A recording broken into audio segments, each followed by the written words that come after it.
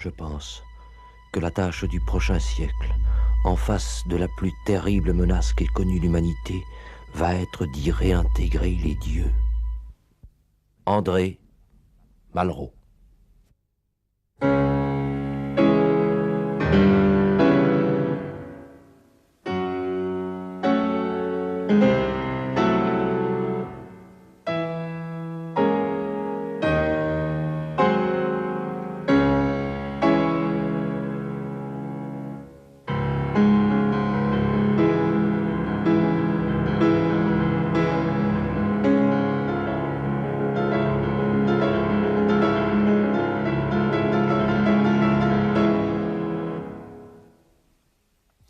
Madame, mademoiselle, monsieur, bonsoir. C'est l'histoire d'une petite fille qui, enfant à Marseille, regardait avec ravissement la mer dans les yeux des vieillards et qui, aujourd'hui, 50 ans plus tard, poursuit inlassablement, obstinément, passionnément cette même quête d'immensité, cette présence dans les yeux de ses contemporains, comme elle espère la rencontrer ce soir au-delà des caméras, dans les vôtres. Christiane Singer, bonsoir. Bonsoir.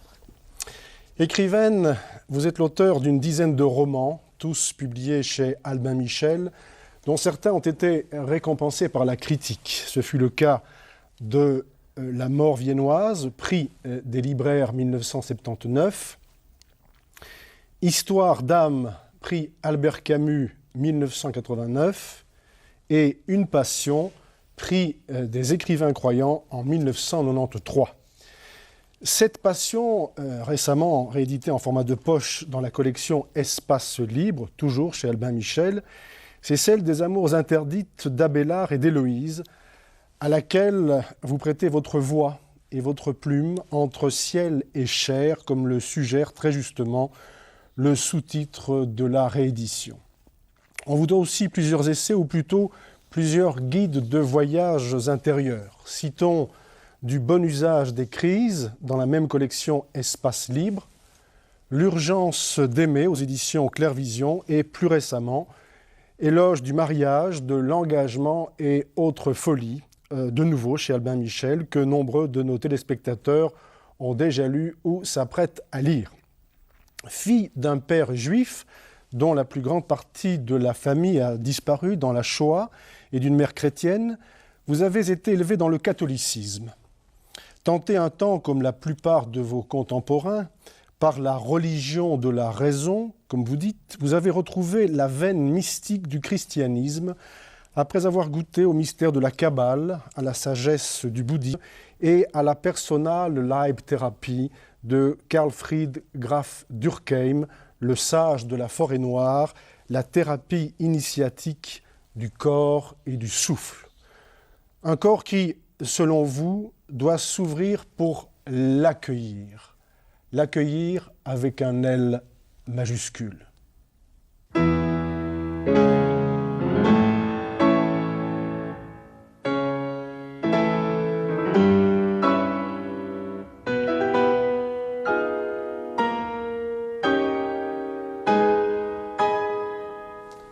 Nom pluriel, Dieu au pluriel, avec des pluriels entre parenthèses. Pourquoi ? Un coup de cœur, un instant, c'est venu comme ça. C'est pas une longue réflexion. Ça ne pourrait pas l'être. C'est plutôt, vous avez évoqué l'enfance en parlant de moi, et c'est vraiment, il y a des existences comme ça qui sont tirées par la locomotive de l'enfance. Toute la vie durant, toutes les intuitions premières étaient dans l'enfance. Et pour moi, aujourd'hui, je sens de plus en plus combien je me relie à ces intuitions premières, après cette espèce d'immense détour par une existence d'homme ou de femme, tous les désastres, tout ce qui fait une existence humaine. Toutes les crises. Toutes les crises, bien sûr. Et puis, subitement, se révèle tout ce qui était là dès le début.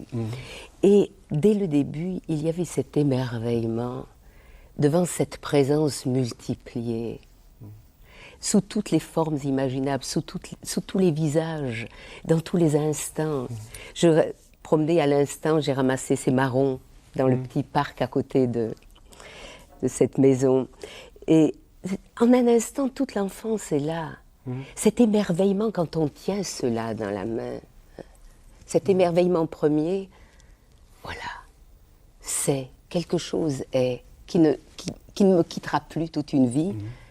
Et cette qualité de présence-là, comment faire qu'elle ne se perde pas, qu'elle ne s'émiette pas en cours d'existence, bien entendu que cela se produit. Mais ces visages multiples, ce rapport, cette intuition première que le sacré est partout, qu'il n'y a pas quelque chose qui en soit exclu. Et peut-être que l'expérience douloureuse de l'enseignement religieux tel qu'on le recevait enfant, ça a été cette espèce d'étonnement. Alors il y a quelque chose qui n'est pas sacré. Il y a quelque chose comme une séparation entre le sacré et le profane. Ça a été la première révélation douloureuse de quelque chose qui n'était en aucun cas le reflet de ce que je vivais. Mais il faut dire que quand on vient au monde et qu'on se meut dans une ville comme l'était Marseille dans mon enfance, le monde entier était au rendez-vous. Toutes les odeurs imaginables, tous les bruits, tous les bruissements, ça ne peut plus. Aujourd'hui, nous vivons dans un univers stérile comparé à cela. Je le recherche parfois, mon Marseille, quand j'y retourne aujourd'hui. Toutes les couleurs de peau, elles y sont encore, Dieu merci. Mais autrefois, les Arabes portaient encore des burnous, les Noirs des boubous. Il y avait tout ce frémissement de toutes les couleurs, de toutes les images de vie imaginables. Et quand on est dans ce bruissement, dans cette richesse multiple des cultures, il est évident qu'un singulier, mettre au singulier la rencontre qu'on fait chaque jour avec l'essentiel, ça paraît une camisole de force. C'est ce que vous dites dans un très beau texte qui a été publié sous forme de carte postale à envoyer par exemple à un ami qui traverse des moments pénibles, des moments de crise. Persévérer à voir Dieu partout, dites-vous. Diriez-vous que parmi ces noms de Dieu, il y a le nom de Singer. Pourquoi ? Eh bien parce que dans Les Chemins du corps, un ouvrage collectif paru il y a quelques années chez Albin Michel, et dans la leçon de violon que vous nous y livrez, vous dites ceci: « Ce miracle que je suis, cet Elohim des Elohim, qu'est l'homme vivant, qu'est chacun de nous dans son miracle. » Nous sommes des dieux, Christiane Singer ? Non, pas des dieux, des reflets. Et voilà l'intuition qui se perpétue de l'enfance à maintenant. C'est que là où nous sommes nous-mêmes, où nous croyons être nous-mêmes avec toute notre histoire, vous savez, quand on écoute sa propre biographie, il y a un sourire très amusé qui perce. C'est tout sauf soi, naturellement. Cela, on ne l'est pas, tout en l'étant aussi. Mais c'est ce qui a traversé notre existence, ce qui s'est manifesté à travers ce corps, cette présence que je suis sur Terre parmi tous les autres hommes et toutes les autres femmes de ce monde. Qu'est-ce que j'ai laissé passer à travers moi ? Et il va s'avérer que ce qui fera le prix d'une existence n'est pas d'avoir été quelque chose avec des qualités, mais au contraire, si j'ose dire, les avoir écartés pour que passe quelque chose de plus grand que nous. Et c'est au fond cette respiration de tout ce qui a passé à travers moi, que ce soit la joie, que ce soit la louange, que ce soit l'émerveillement, que ce soit toutes les qualités d'amour, avoir livré passage. Ce par quoi ma vie a livré passage, voilà ce qui en fait le prix. Et non pas ce qui, comme un abcès, m'arrête. Tout ce qui est de l'ordre de l'arrestation me fait frémir. Et c'est pourquoi, dans toutes les institutions religieuses, les institutions des grandes religions, j'ai quelque chose comme un frisson au fond de moi. Parce que ça ne peut pas être ça. L'émerveillement, la rencontre qu'on a pu faire une fois avec cette divinité qui habite tout, elle ne peut pas être arrêtée. C'est ce que vous dites justement dans Éloge du mariage. Quand le mariage ne laisse pas les vents fous de la vie et du renouveau l'ébranler, quand l'Église ne se laisse pas décoiffer par les séismes salvateurs de l'expérience mystique, ils deviennent royaume des morts. Et en même temps, vous dites que le fleuve, d'une certaine manière, a besoin de la rive et que notre liberté a besoin, je ne dirais pas de l'interdit, mais de l'autre pour lui poser des limites. c'est très amusant d'être interrompu par soi-même, par des citations tirées de sa propre œuvre, parce que c'est évident qu'il y a une manière qu'il s'agit de renouveler chaque jour, d'exprimer les choses. Hein. Ce serait trop facile de les avoir écrites une fois pour toutes, et c'est évidemment le drame, comme je le ressens, enfin, j'ose l'avouer, dans les religions instituées. C'est le fait qu'elles ont devant elles des écrits qui sont entre l'expérience de l'instant et le vrai toucher. C'est-à-dire, le fait de placer des textes est aussi quelque chose qui interrompt le cours de l'être, le cours de la manifestation. Tout veut en permanence être réactualisé, c'est ça la folie. Il est évident que quand il y a eu révélation, quand il y a eu quelque chose d'infiniment fort, l'envie de le prendre sous le boisseau, de le tenir, de dire surtout qu'il ne s'échappe plus jamais, que je puisse le conserver à tout jamais. Et évidemment, dans cet acte-là, il y a le drame. Il y a le drame qui est programmé. Et dans l'Église, justement, à côté des textes canoniques, il y a les textes apocryphes. Ouais. Il vous arrive de temps à autre de citer, par exemple, l'Ephthom, l'évangile de Thomas. Oui. Hein. Oui. Seriez-vous une gnostique, Christiane Singer? La gnose est certainement quelque chose qui me hante, qui est le feu, la remise, l'arracher à l'état d'arrestation. C'est le geste d'arracher et de réactualiser à chaque instant, de réentrer dans la braise de l'expérience du moment. Vous parlez parfois des éons. Oui. C'est cette relation à cette immensité qui nous entoure, cette immensité qui nous entoure. J'avais enfant un jeu, en m'endormant, j'appuyais la racine des mains sur mes yeux. Vous savez, ça fait très mal, mais on voit après crouler des étoiles. Tout l'univers qui nous entoure vient se répéter dans les yeux. Et je me répétais ce mot toujours, toujours, toujours. Jusqu'au vertige et jusqu'à ce que je m'endorme. Cette sensation d'infini, infini, de commencement en commencement, jusqu'à un commencement qui n'a plus de fin, comme dit Grégoire de Nice. Cette sensation qu'il s'agit de réactualiser ce saisissement à tout instant. Toujours, toujours, et j'entends en allemand votre autre langue, ewig, ewig, ewig, à la fin du chant de la terre de Gustav Mahler. L'éternel retour. Une grande passion, Gustav Mahler. Ça, vous avez bien touché. Par retour, je ne veux rien sauver de moi-même. Je peux le dire comme ça. J'avais une délicieuse maman qui est morte à 93 ans et je me souviens vraiment quelques semaines avant sa mort, elle m'a dit une phrase qui m'avait bouleversée. Je lui racontais que chez la crémière, j'avais rencontré la voisine, Madame Intel, et que tout le monde demandait de ses nouvelles. Et pour la retenir sur cette terre, pour lui donner le reflet de l'importance qu'elle avait pour les êtres qui l'entouraient, et me regardant avec une tendresse infinie, elle me dit « Je t'en prie, laisse-moi être oubliée. » Et ces mots, cette résonance de « laisse-moi être oubliée », c'est quelque chose... Vous savez, j'en prends pas parfois le chemin, je donne au contraire l'impression d'être bien là et de faire beaucoup de bruit.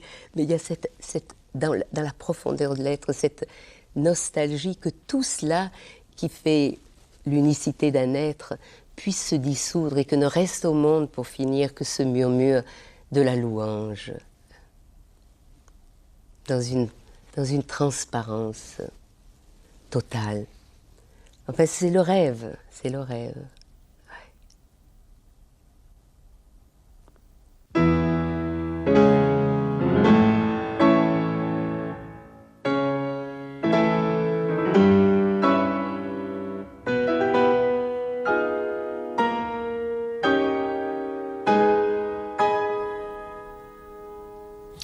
L'enfance, je l'évoquais dans l'introduction, vous en avez parlé dans le premier chapitre, l'enfance, un sujet qui vous tient à cœur. La preuve, encore et toujours, avec votre image.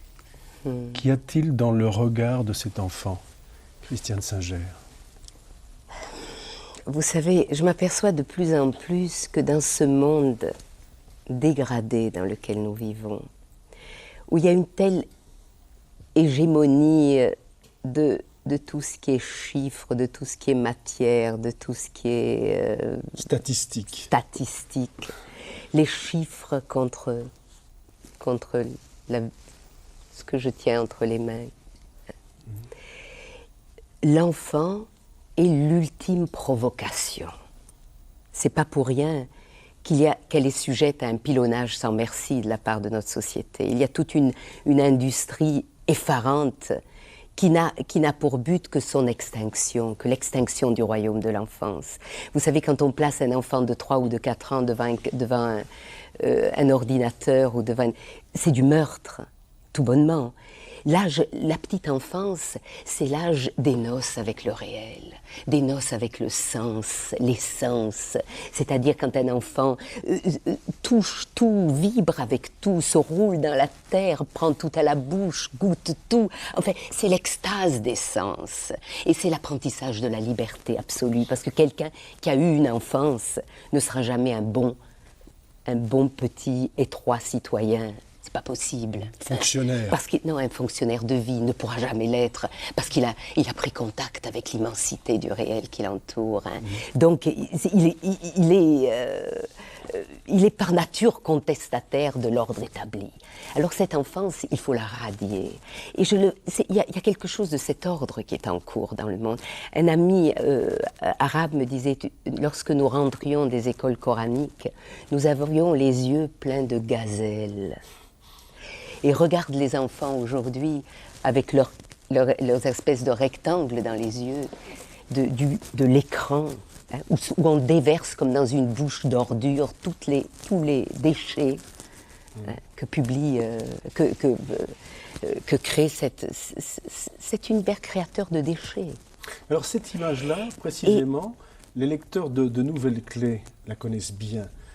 En effet, au printemps 98, vous l'aviez choisi, à la demande de Marc de Smet, comme votre icône. Et vous l'aviez mise en parallèle avec une autre image, qui était l'image d'un sublime, d'un vieux rabbin qui est tourné vers l'intérieur. Alors, quelle était la correspondance, si je puis dire ?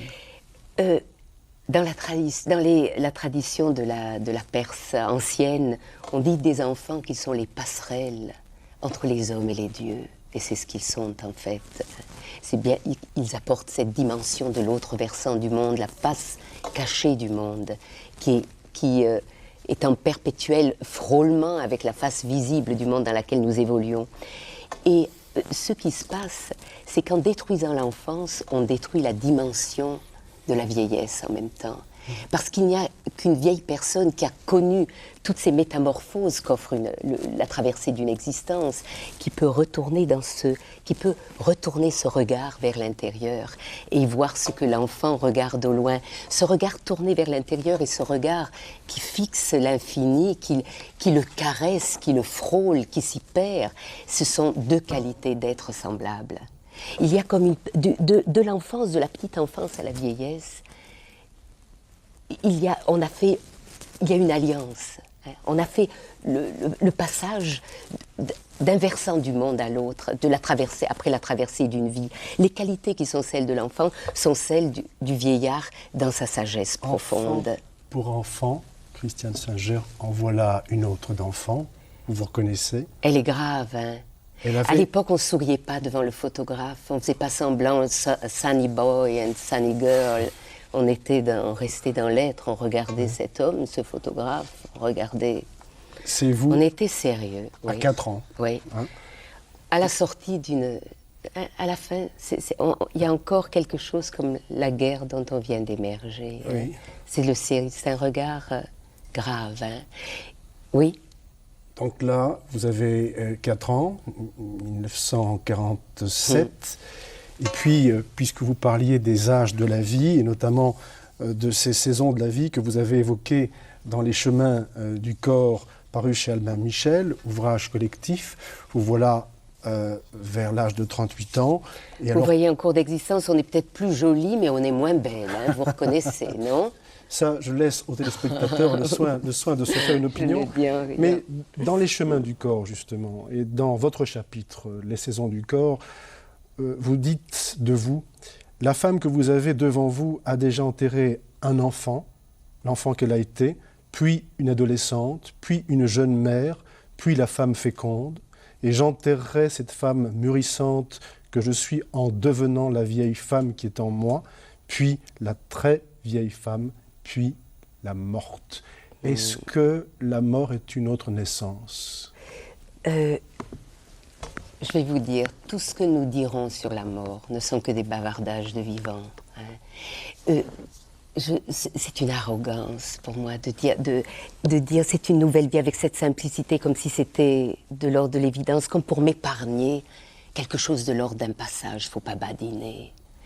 La mort, c'est aussi immense que on ne peut pas le regarder sans avoir les yeux brûlés. C'est comme le soleil, la mort.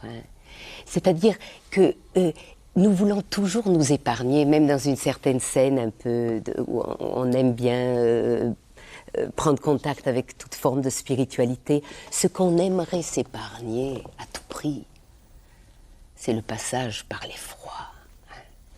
Le tremendum, enfin l'effroi sacré.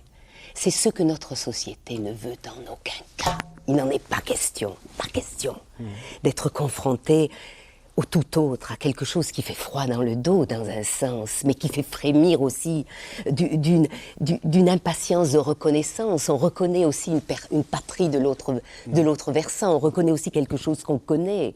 Mais c'est vraiment cet effroi sacré, personne n'en veut. Et vous savez, pour moi, la manifestation que notre société l'a éradiquée, c'est l'invention du kitsch. Le kitsch n'existe dans aucune autre société.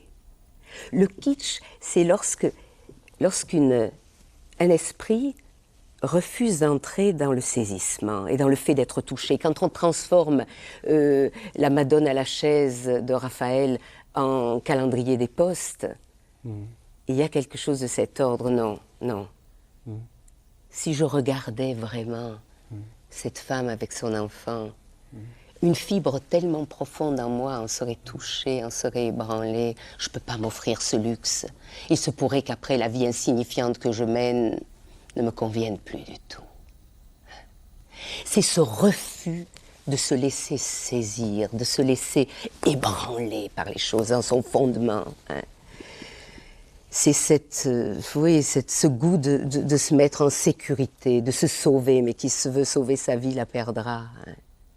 Il est évident que dans ce système d'assurance, de sécurité dans lequel nous sommes enfermés, il y a la pire conspiration contre la vie qui ait jamais eu lieu, un détournement radical des forces de vie.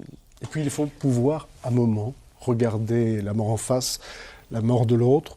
Dans notre société, on écarte l'enfant de celui qui va mourir. Vous avez, tout au début de Éloge du mariage, de l'engagement et autres folies, raconté cet épisode bouleversant.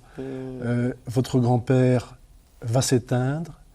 Et il y a ce geste qui reste là maintenant, très présent en vous, de la caresse de votre grand-mère sur le front de votre grand-père, et vous dites comme une sorte d'épigraphe de lumière. Derrière les charniers de l'histoire, ce geste sauve le monde de l'inanité. Voilà comment ça s'est exprimé pour moi à travers la plume. Vous savez, l'écriture, c'est à un tout autre niveau de l'être qu'on est touché dans l'écriture. C'est tout à fait. Oser aussi donner à des moments où on a été si profondément touché de la force et de l'importance. Très souvent, je m'aperçois que tout le monde vit des choses essentielles et profondes, mais pas tout le monde s'en aperçoit. C'est la seule différence. Moi, je mets toute mon énergie d'attention dans ces instants-là. Et quand je me mets à m'adresser à quelqu'un, elle dit « Mais qu'est-ce que vous avez vécu d'immense dans votre vie ?» Je ne sais pas, moi.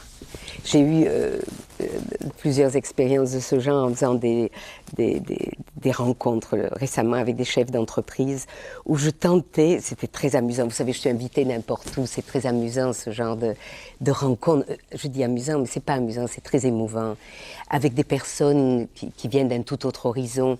Et on me demandait simplement d'éveiller quelques mémoires en eux de quelque chose, ou peut-être qu'on ne me demandait pas du tout ça, mais c'est ce que j'ai toujours envie de faire.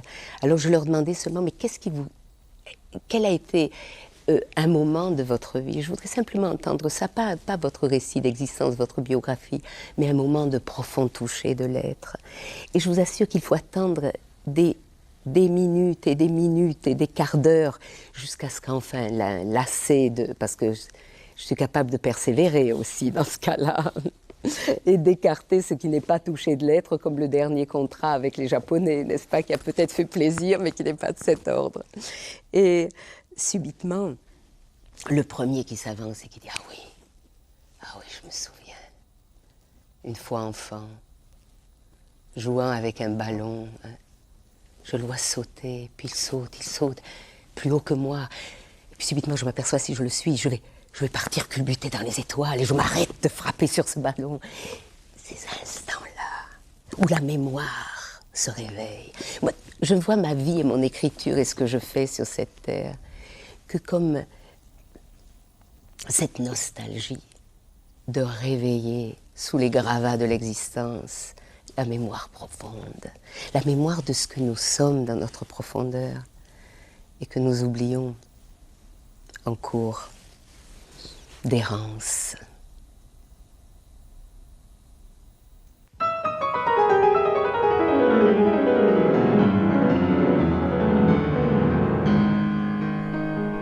Un arbre qui tombe fait plus de bruit que toute une forêt qui pousse.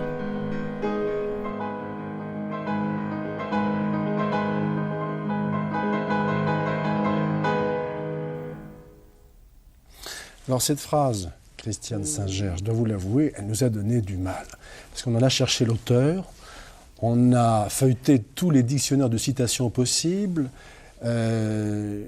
tout ce qui existe dans le domaine de la pensée universelle, phrase d'auteur inconnu. Peu importe finalement qui l'a dite, qui l'a écrite, voilà. L'important c'est ce qu'elle vous dit à vous. Voilà. Et que vous dit-elle? C'est un chien sans collier, oui, mais elle me dit beaucoup. Elle me dit beaucoup parce que depuis toujours j'ai le pressentiment que les choses importantes de cette terre se passent dans l'ordre du caché, dans l'ordre de l'invisible, du quasi-invisible, ceux dont on ne parlera jamais dans les médias, ceux dont on parle... Ah oui, c'est pas la même chose. Zimzoum est vraiment dans la tradition juive le retrait de Dieu, de sa création bien-aimée, pour que l'homme s'y déploie, il déploie les potentiels. C'est une autre nuance. Mais là, c'est vraiment... Les grandes choses de la vie ne sont pas visibles. Si on reste dans la tradition juive, il est dit que le monde est porté par 36 justes. Hein. C'est un nombre symbolique. Et il est dit aussi que chaque fois qu'on croit en reconnaître un, qu'on dit comme ça, oh, tu as vu, ça s'en est un. Il cesse à l'instant même de l'être. Repéré, trouvé, dans le faisceau des caméras, il cesserait de l'être. Tout ce qui est grand est de l'ordre du mystère. Et ça, dans le type de société dans laquelle on est, société de l'image, société de la représentation, de tout ce qui est extérieur, vous pouvez bien imaginer. Et comment? Vous pouvez bien imaginer que là, ce qui est vraiment de l'ordre de la profondeur, vous ne le rencontrerez que par mégarde. Parfois, comme ça, ça se faufile quelque part de façon tout à fait inattendue. Et c'est ça qui me touche beaucoup, et donc pour lequel nous n'avons plus d'organes à notre époque. Et dans l'ordre aussi de l'information, par exemple, qui n'est faite que d'arbres qui tombent avec un fracas. Boum, hein. C'est la seule chose dont on aura écho. On ne vous dira jamais dans les actualités que dans telle ville, 152 nouveau-nés sont devenus aujourd'hui au monde. Hein. Ou que 38 722 mères sont venues chercher leurs enfants à l'école, ou quelque chose de cet ordre. Ce n'est pas de l'ordre de l'actualité. D'accord. Or, c'est précisément ce bruissement presque inaudible de la forêt, de cette forêt qui pousse, cette conspiration de l'amour, silencieuse, dont personne jamais ne parlera. Toutes ces mères qui, de bon matin, réchauffent un chocolat chaud pour leurs enfants, ces êtres qui se regardent, qui s'aiment, qui portent le monde dans des petits gestes anodins. Celui qui arrose son pot de fleurs avec amour sur son balcon. C'est vrai, Ces 1000 gestes portent le monde. C'est vrai, mais en même temps, vous reconnaissez, vous avez écrit du bon usage des crises, qu'il y a des crises qui nous remettent au monde. Il y a une quinzaine d'années, vous avez traversé une crise terrible. Vous l'avez raconté dans une sorte d'autoportrait vidéo tout à fait extraordinaire, réalisé par Jean-Jacques Roudière, disponible en cassette, en noir et blanc, et c'est bouleversant. Une nuit obscure, comme aurait dit Jean de la Croix, une nuit où vous auriez pu, dites-vous, tuer quelqu'un. Ah, ça, ce sont les instants cruciaux de l'existence où la vie bascule. C'est aussi de l'ordre du bruit d'un arbre qu'on abat. Certainement, c'est le moment dramatique, mais qu'est-ce qu'on va en faire? Est-ce qu'on va le rejeter au fond de l'inconscient ou est-ce qu'on va en faire l'objet même de la métamorphose? Et qu'est-ce que vous en avez fait de cet arbre? J'en ai fait, je crois que c'est lorsqu'on a touché sa misère profonde, la misère de chaque homme incarné, le fait que dans chacun de nous est le pire comme le meilleur, quand on peut dire tout ce qui est sur cette terre est aussi en moi, quand dans cette humilité, mais épouvantable, dans cette horreur de dire quoi, ça aussi, c'est moi, dans l'audace de le regarder, se produit quelque chose qui est de l'ordre de la grâce et qui fait basculer le réel. Et là, c'est vraiment le mot de Saint Jean qui dit « Il est mort, le juge de mes frères ». À partir de ce moment-là, celui qui serait capable de juger en moi n'existe plus. Est-ce que Jörg Haider est votre frère? Si je le rencontre, je regarde, et que je le rencontre, que je regarde, que je croise son regard, ce que j'ai fait, si j'avais l'occasion de lui parler, je vais vous dire quelque chose. Je n'ai jamais rencontré quelqu'un. J'ai rencontré des êtres qui, du point de vue du social, sont redoutables. Sans qu'à un moment donné, dans cet échange de regards, je ne traverse pas l'image qu'on se fait de celui-là ou de celle-là. En traversant cette représentation, cette arrestation dans laquelle il est tenu, lui-même, où il s'est mis lui-même, hein, bien entendu, pour rencontrer après l'être qui habite derrière toutes ces apparences. Hein. Vous me parlez à un autre niveau de l'être. Au niveau du politique, je suis dans une vigilance absolue et je ne répondrai pas dans cette dimension-là, bien entendu que non. Hein, les qualités qu'on met sur cette terre, lorsqu'elles sont dangereuses, doivent être prises dans le faisceau de la vigilance des autres, c'est évident. Vous me référez... Mais là, je me réfère à toute autre chose. Dans chaque être, aussi terrifiant soit-il, aussi criminel soit-il, il y a cette icône de Dieu qui l'habite, qui est en lui. Et ça vous vient d'où, ça? Vous citez très régulièrement Baal Shem Tov, qui est le fondateur du racidisme, et qui disait « La lutte contre le mal prend un tour décisif lorsque l'on prend conscience que même le mal contient quelque chose de divin. » C'est une telle intuition, mais tellement profonde. Je peux vous assurer, il m'arrive des choses en permanence. Quand je me penche sur quelque chose d'historique ou de quelque chose de politique d'aujourd'hui, j'ai la même compassion profonde pour les bourreaux que pour les victimes. Je vais vous dire quelque chose, ça peut pas se dire, il faudrait pouvoir en parler longuement. Il faudrait pouvoir en parler longuement parce que ça peut choquer. Hein. Il y a pire que d'avoir été victime et d'avoir été bourreau. C'est à eux que doit aller le premier geste de compassion. J'ai été invitée il y a peu de temps par l'UNESCO pour parler pour un congrès qui avait lieu sur la pédophilie sur Internet. Et j'ai dit, tant que nous n'organiserons pas un réseau de soutien à ceux qui sont tombés dans une telle dégradation de l'être, nous n'aurons rien fait. C'est un peu ce qu'a fait Thich Nhat Hanh en faisant venir les GIs qui avaient détruit son village au Vietnam, hein, et en les rencontrant. Hein. Ou il y a d'autres initiatives de cet ordre. Chacun joue un tragique rôle dans cet univers de déchirement qu'est notre monde. Et j'ai ce regard, il m'est arrivé récemment quelque chose de très récemment, il y a quelques années, je regardais avec l'un de mes fils, en passant, je vois un jeune homme qui qui était interviewé par un journaliste à la télévision et qui avait tenté d'échapper à l'extrême droite dans lequel il s'était embrigadé et qui était poursuivi. Alors on le filmait seulement de dos et il était poursuivi par les siens et il disait « Je ne sais pas comment je vais survivre, je suis menacé de mort, je veux sortir de là, c'est l'enfer, je ne veux plus, etc. » Bon, interview. Sur ce, j'ai tout remué pour trouver la trace de ce jeune homme et je l'ai trouvé. Parce que si je rencontre ça, je peux pas aller à l'encontre de tout, je ne suis pas chargée de sauver le monde entier, c'est grotesque, hein, c'est de l'ordre du gros. Mais si je rencontre un être et que je suis ébranlée, je me dis, mais c'est à lui qu'il faut tendre la main. Je l'ai retrouvé, ce jeune homme. Pendant quelques années, grâce à l'organisation des écrivains à laquelle j'étais inscrite, alors on lui a trouvé du travail, on l'a préservé. C'est depuis chaque fois qu'il y a la fête des mères, le seul qui me téléphone, c'est Wolfgang qui me dit au bout du fil « Bonjour ». Je viens vous embrasser. Et vous voyez, il n'y a pas un moment cette sensation, mon Dieu, bas les mains, n'approchons pas des gens qui sont engagés dans des processus semblables.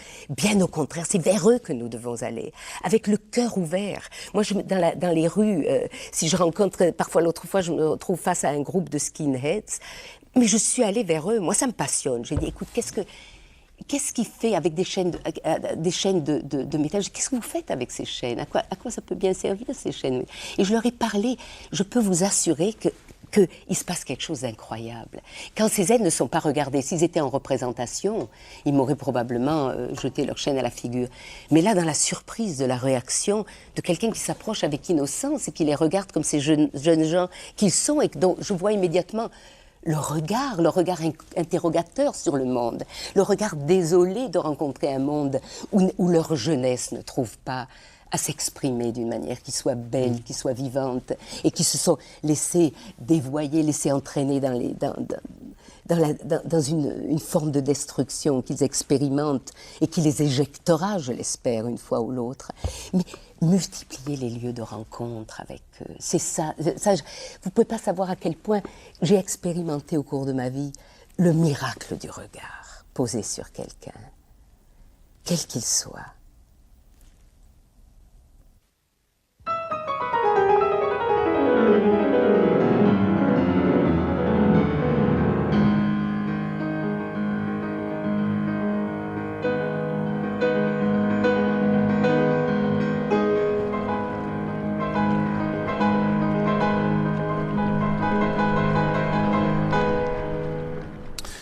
Christiane Singer, là aussi, vous nous avez mis au défi. Vous vouliez un fleuve comme symbole. Alors, c'est difficile de vous amener le fleuve en studio. Tout ce que nous avons fait, Jacques Dochamp en tête, c'est planter une caméra sur l'autre rive, en bord de Meuse.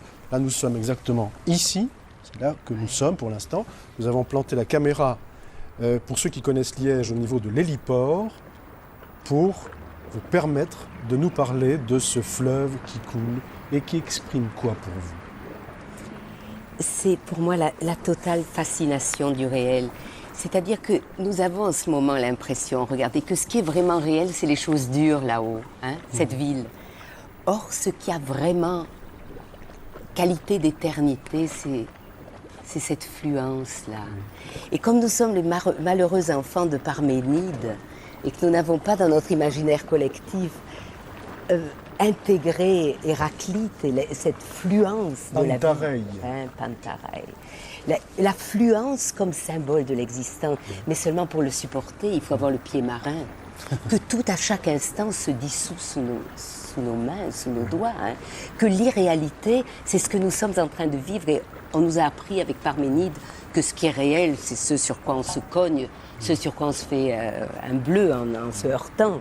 Et c'est exactement la part du réel insignifiante, comme la physique quantique nous le reflète aujourd'hui. C'est absolument fascinant. Héraclite, on ne se baigne jamais deux fois dans la même eau. Justement.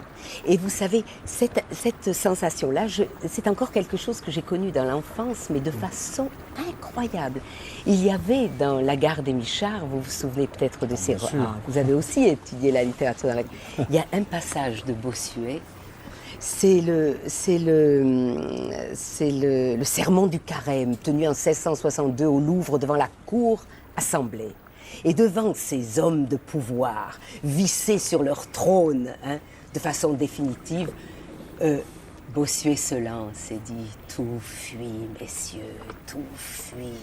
Et pendant que vous croyez en cet instant être assis fixement à votre place, un courant vous emporte et vous éloigne vers votre propre destinée. Vous vous éloignez les uns les autres. » Et c'était dans ce texte, j'étais, moi, bouleversée. Je le relisais indéfiniment en me cramponnant à ma chaise et en sentant « Sacrée folie, c'est lui qui a raison. » C'est lui qui a raison. Et cette sensation-là, quand elle accompagne une existence, quelle liberté aussi, quelle liberté de savoir que ce que nous prenons pour une réalité insoulevable n'a son poids que parce qu'on est nombreux à la prendre pour une réalité insoulevable. Et que cette société dans laquelle nous nous meuvons en croyant qu'elle est plus lourde qu'une armoire normande, qu'on ne peut pas bouger ça, en vérité, c'est le produit de notre imaginaire, mais qui s'est concentré comme un abcès. Et c'est aussi l'image en même temps de la vie qui coule. Et dans Patience brûlante, cette très belle vidéo que je recommande à nos téléspectateurs, vous livrez que l'obsession de toute votre vie a été de laisser passer quelque chose. Oui, c'est tout à fait ça. Ouais. Laisser passer ne quoi? Ne pas faire obstacle. Mais si je savais, si nous savions, ce ne serait plus ce qui cause tant d'émotions quand cela passe. Mais en même temps, c'est ce que Durkheim a voulu nous laisser en héritage à travers la light-thérapie, quand il dit par exemple à Jacques Casterman, dans les fameuses leçons que ce dernier a publiées aux éditions du Rocher, laissez passer la grande vie dans votre petite vie, c'est ça? C'est cette visite, cette grande hospitalité que nous pouvons offrir dans ces petits corps que nous sommes à une force qui nous dépasse de toutes les façons. Et en même temps, ces instants de frôlement. Il y avait au parc du Pharaon, à Marseille, lorsque vous étiez enfant, le regard de ces vieillards, et vous qui regardiez la mer dans ces regards, le regard des vieillards, pas celui des adultes, dites-vous. Non, parce que ces vieilles personnes qui maintenant ne sont plus sur ces bancs du Pharaon, j'y vais quand je suis à Marseille, vous savez devant quoi ils sont, voilà, n'est-ce pas? Eh bien, nous allions enfants parce que c'était eux qui nous reliaient à la mémoire que nous avions encore en nous. Les adultes étaient tellement occupés à gagner leur vie, à se battre pour ce qu'ils croyaient être la vraie vie, que dans leur regard ne se reflétaient plus que des chiffres ou des cadrans de montres. Mais lorsque nous allions jouer dans les parcs et que de temps en temps une de ces vieilles personnes tournait son regard d'éternité vers nous, alors nous savions que nous étions rentrés à la maison, que nous n'étions pas sujets à une illusion en croyant qu'il y a une autre qualité de réalité sur cette terre que celle que nous reflétaient les adultes. Allez, Christiane Singer, bon, on va remonter le temps, on va oublier la télévision. Je vais vous proposer de faire quelque chose qu'on ne fait jamais à la télévision. Je vous propose de nous taire, de nous tendre la main. Donnez-moi votre main gauche.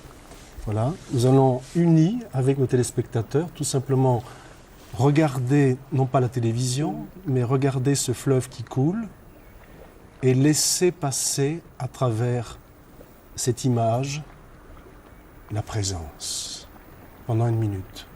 D'accord? Avec bonheur.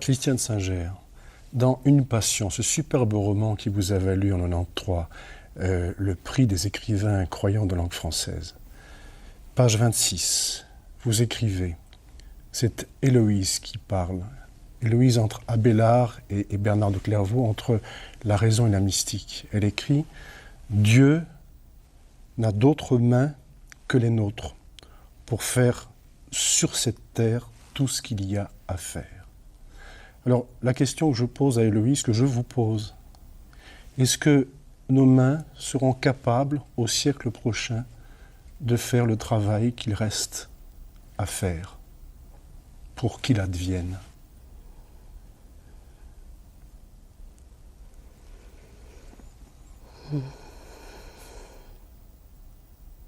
Main d'humain, main de Dieu. Elles le feront.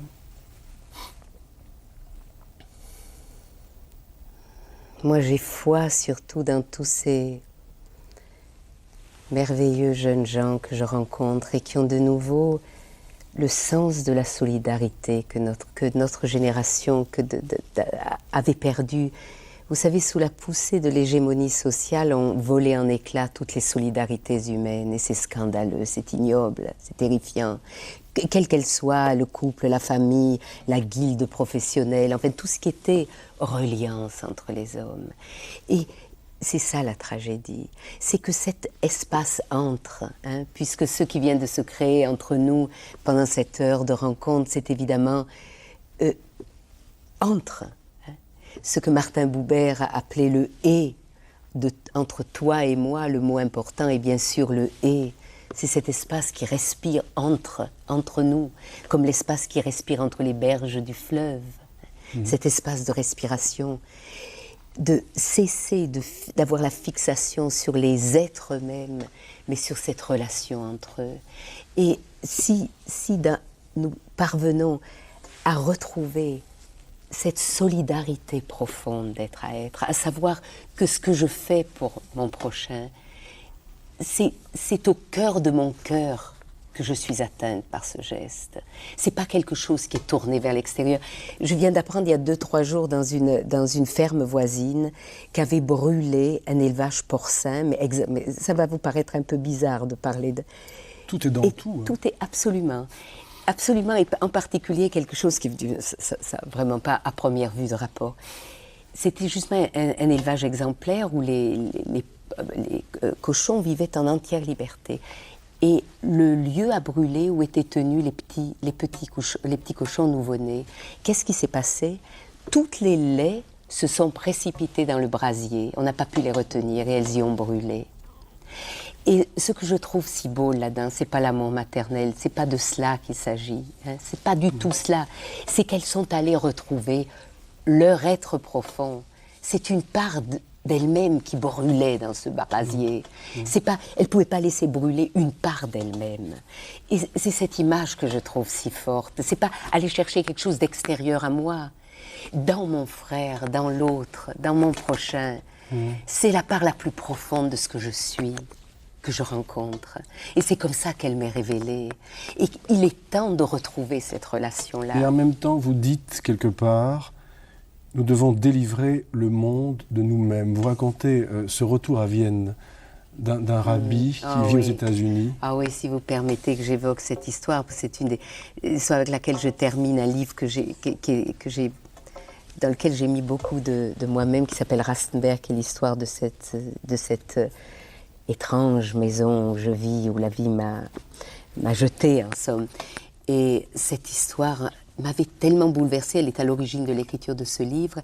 Un vieil homme, un vieux rabbin new-yorkais était venu à Vienne parler de la tradition dans un grand amphithéâtre de l'université.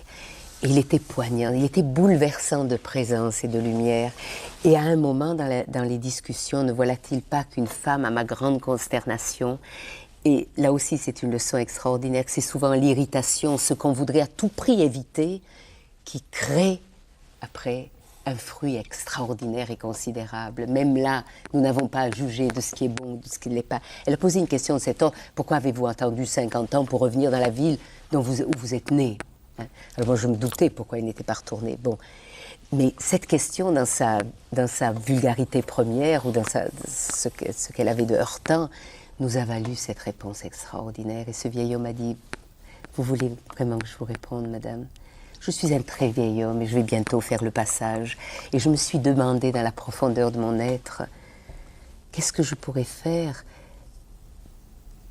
pour aider ce monde comme il va? Qu'est-ce que je pourrais faire encore de ces jours qui me restent à vivre? » Et la réponse est venue fulgurante. Ne laisse aucune trace de ta souffrance sur cette terre si tu veux vraiment faire quelque chose pour ce monde. Alors je me suis dit, mais toute ma vie, j'ai essayé de transmuer cette souffrance de la dernière guerre en énergie de vie. Mais subitement, une mémoire est montée. Quand j'avais 12-13 ans, j'ai été prise à partie par des jeunes nazis qui m'ont jeté des pierres et qui m'ont laissé pour mort sur un pont de la ville. Et alors ce matin, savez-vous ce que j'ai fait, madame? Avant que la vie ne commence dans cette ville, je me suis rendue sur ce pont. Et je suis allée retrouver l'enfant que j'ai été. Il était là, il m'attendait. Et je l'ai pris dans sa main et je le ramène. Et ainsi, dans cette ville, il n'y a plus aucune trace de la souffrance du vieux Rabbi Charter. Belle histoire qui en évoque une autre, celle qui figure tout au début de votre éloge du mariage. C'est le moment où vous dites à votre père, « Papa, nous avons retrouvé la trace en parlant de vos grands-parents, trace heureuse, trace malheureuse.